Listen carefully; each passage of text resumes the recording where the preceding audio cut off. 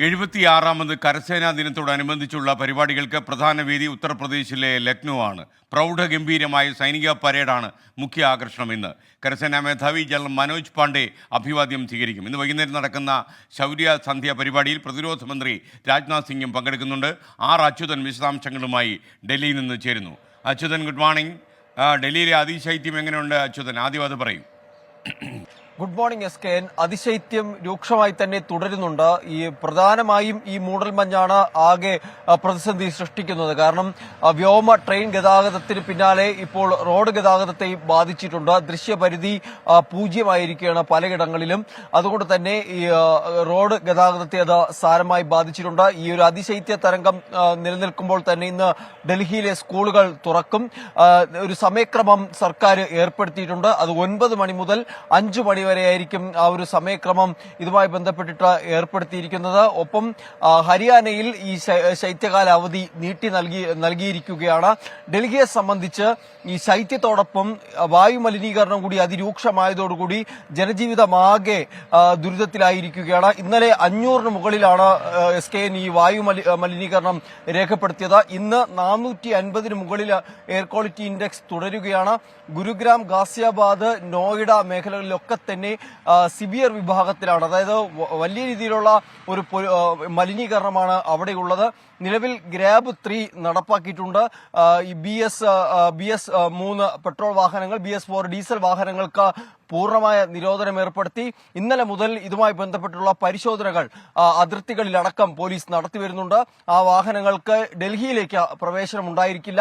ഒപ്പം നിർമ്മാണ പ്രവർത്തനങ്ങൾ താൽക്കാലികമായി നിർത്തിവച്ചിരിക്കുകയാണ്. ഈ കാറ്റിന്റെ വേഗത കുറഞ്ഞതാണ് പ്രധാനമായും ഈ വായു മലിനീകരണ തോത് ഉയരുന്നതിന് കാരണമാകുന്നത്. ഒപ്പം ശൈത്യതരംഗം വരുന്നൊരു 3 ദിവസം കൂടി തുടരുമെന്നാണ് അറിയിച്ചിരിക്കുന്നത്. ഇന്നലെ 3.7 ഡിഗ്രി സെൽഷ്യസ് ആണ് അന്തരീക്ഷ താപനില രേഖപ്പെടുത്തിയത്. ഇന്ന് പുലർച്ചെ 5 ഡിഗ്രി സെൽഷ്യസ് ആണ് രേഖപ്പെടുത്തിയത്. ശൈത്യം അതിരൂക്ഷമായ സാഹചര്യത്തിലാണ് ഉത്തരേന്ത്യൻ സംസ്ഥാനങ്ങൾ ഇപ്പോൾ ഉള്ളത്. SKN. ഇനി കരസേനാ ദിനത്തോടനുബന്ധിച്ചുള്ള ആഘോഷ പരിപാടികളെ കുറിച്ച് പറയൂ. SKN 76ാമത് കരസേനാ ദിനമാണ് ഇന്ന് ആചരിക്കുന്നത്. ഇന്ന് കഴിഞ്ഞ തവണ മുതലാണ് ഡൽഹിക്ക് പുറത്ത് ഈ കരസേനാ ദിനം ആഘോഷിച്ചു തുടങ്ങുന്നത്. കഴിഞ്ഞ തവണ ബാംഗ്ലൂരിൽ വച്ചായിരുന്നു. ഇത്തവണ അത് ഉത്തർപ്രദേശിലെ ലക്നൌവിലാണ് ഈ ആഘോഷ പരിപാടികൾ നടക്കുക. 76ാമത് ആഘോഷ പരിപാടിയാണ് രാജ്യം ആഘോഷിക്കാനിരിക്കുന്നത്. മുൻപ് ഡൽഹിയിലെ കരിയപ്പ പരേഡായിരുന്നു, കരിയപ്പ ഗ്രൗണ്ടായിരുന്നു ഈ സൈനിക പരേഡിന്റെ മുഖ്യ വേദി എന്നുള്ളത്.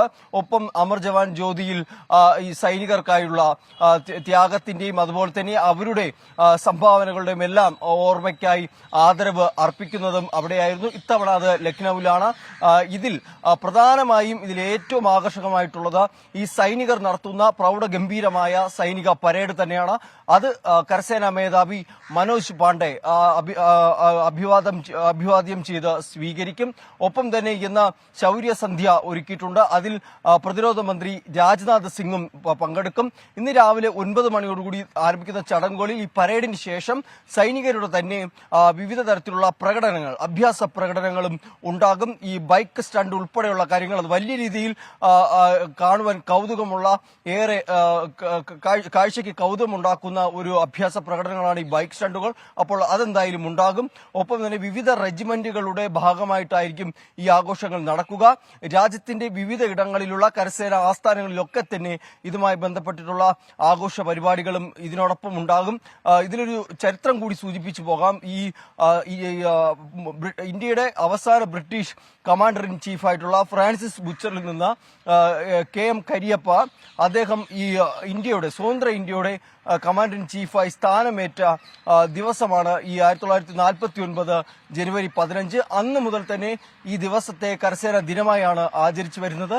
അദ്ദേഹത്തോടൊപ്പം ആദര സൂചകമായിട്ടാണ് ഈ ഒരു ദിവസം ആഘോഷിക്കുന്നത്. ഒപ്പം തന്നെ സൈനികരുടെ പോരാട്ട വീര്യവും അതുപോലെ തന്നെ ത്യാഗവും ഒക്കെ തന്നെ ഈ ഒരു ദിവസത്തിൽ ഓർമ്മിച്ചുകൊണ്ടായിരിക്കും സൈനികർ ഈ ഒരു ദിവസം ആഘോഷിക്കുക.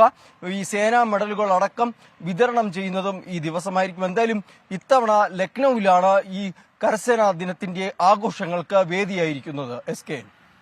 Thank you. അച്യുതൻ.